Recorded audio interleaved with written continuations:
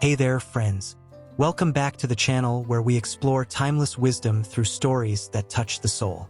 If you're drawn to the quiet strength of Stoicism or the stillness of Zen, you're in the right place. Before we begin, take a moment to like this video, subscribe, and tap the bell icon so you don't miss the stories that remind us how to see clearly and live wisely. Today's story is one many of us know all too well. You think someone loves you not because they say it, but because they're kind. They listen, they admire you, they make you feel seen. And somewhere along the way, admiration becomes a flame, one you thought was love, until it wasn't. This is the story of Rogers, a quiet man who mistook respect for love, and the painful, liberating truth he found in a Zen garden. It's a story about illusion, clarity, and the peace that comes when we finally let go. Let's begin. Rogers was sure she loved him, not because she said so, but because of how she looked at him, how she leaned in when he spoke, how she listened, not like others who waited to reply, but like someone who truly wanted to understand. She once said, "You see things differently. I admire that." Those words echoed in Rogers' chest for weeks. In his heart, admiration slowly turned into a hope he couldn't name. Then hope became certainty. And certainty, as it often does, built the foundation for illusion. What Rogers didn't realize is that sometimes respect is not love, and clinging to that illusion can be more painful than the truth itself.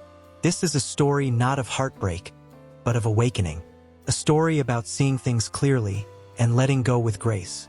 Rogers had always been the quiet one, not cold but careful, the type of man who listened more than he spoke, who found more comfort in old books than in loud parties. Philosophy was his chosen world, and he thought it suited him. Structured thought, deep questions, elegant ideas. That's where he met Alina. She was different from the others. Vibrant, curious, kind. And yet, unlike many who dismissed Rogers as reserved or aloof, Alina gravitated toward him. She sat next to him in class, asked him about things he didn't think others noticed, and once stayed back to walk with him through the courtyard. "You don't speak much," she said. "But when you do, I feel like I'm listening to someone who's actually seen the world." That was the moment. Something shifted inside him. Her voice warmed a part of him he had kept guarded for years. From that day, Rogers began to wait for her. After class, before class, sometimes even in places where he thought she might just pass by. He replayed their conversations in his head, studied the little moments, convinced himself she was only waiting for the right time to say how she felt.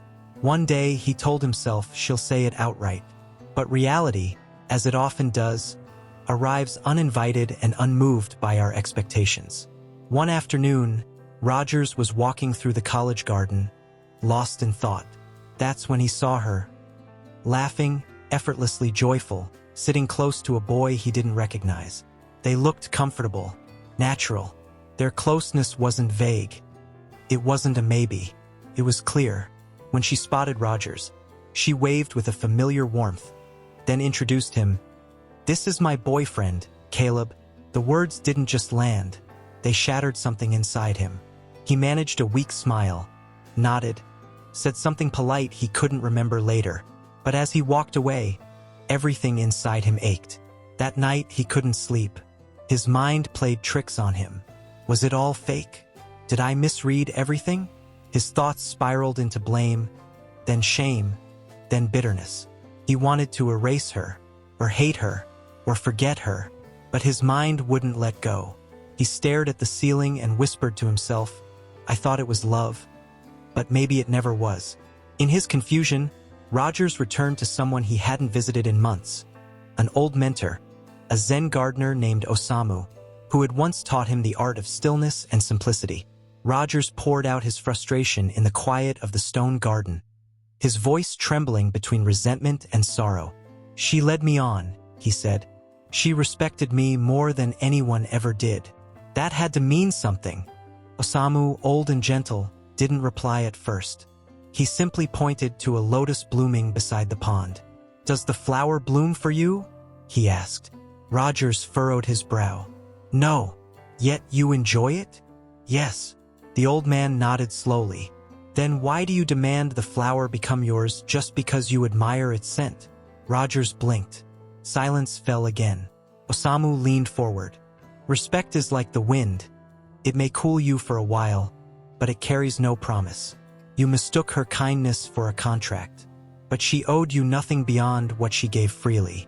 And what she gave was beautiful, but not yours to claim. Then, with a voice steady as stone, he added, "The Stoics say, do not demand that events happen as you wish. Wish for them to happen as they do, and your life will be serene." You did not love her, Rogers. You loved your idea of her. And just like that, the illusion shattered, not violently, but like mist burning away in the morning sun.